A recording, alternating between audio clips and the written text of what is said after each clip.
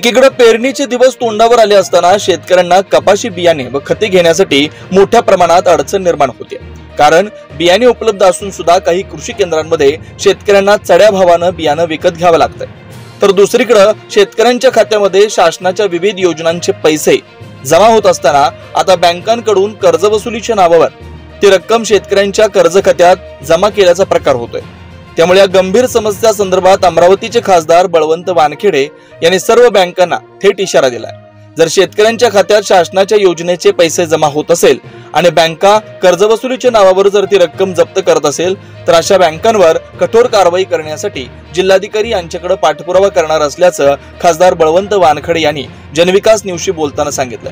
शेतकऱ्यांना बँकांकडून कुठल्याही प्रकारे त्रास होऊ नये, अन्यथा आम्हाला रस्त्यावर उतरावे लागेल असा थेट इशारा खासदार बळवंत वानखेडे यांनी बँकांना दिलाय। निश्चितच आज जो शेतकरी आहे, पेरणीचे दिवस आहे, त्याच्यावर अनेक संकट आले आहेत। जे वादळी वारा असेल, पाऊस असेल, यामुळे अनेक शेतकऱ्यांचं फार मोठं नुकसान झालं आहे। अशातच अनेक वर्षापासून काही शेतकरी बँकेचे थकबाकीदार आहेत, परंतु या बँकेचे थकबाकीदार असताना त्यांच्या काही अनुदान असेल किंवा संजय गांधीचे निराधारांचे पैसे असतील किंवा इतर काही त्यांचं अनुदान असेल, हे बँकात जमा होत असताना बँका त्या बँकांना त्या खात्याला होड लावतात आणि होड लावल्यामुळे त्या व्यक्तीला आपले पैसे स्वतःचे काढता येत नाहीत। ही फार मोठा अन्यायकारक निर्णय बँका घेत आहे। मी या निमित्तानं चेतावणी दिली बँकेला की तुम्ही अशा पद्धतीचे पैसे तुम्ही रोखू शकत ना।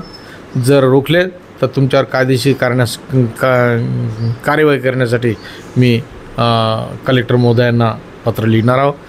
कारण जे काही अनुदान असेल, त्यांचा पगार, संजय गांधीचा पगार असेल किंवा LICचे पैसे असतील, ह्या जे पैसे आहेत हे पैसे बँकांना होल्ड करता येत नाही।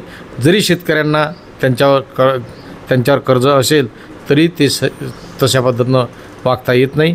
म्हणून बँकांनी आपल्या मर्यादित राहून अशा पद्धतीनं शेतकऱ्यांना त्रास देऊ नये। अशाच वेगवान घडामोडी पाहण्यासाठी आमच्या चॅनलला लाईक व सबस्क्राईब करायला विसरू नका।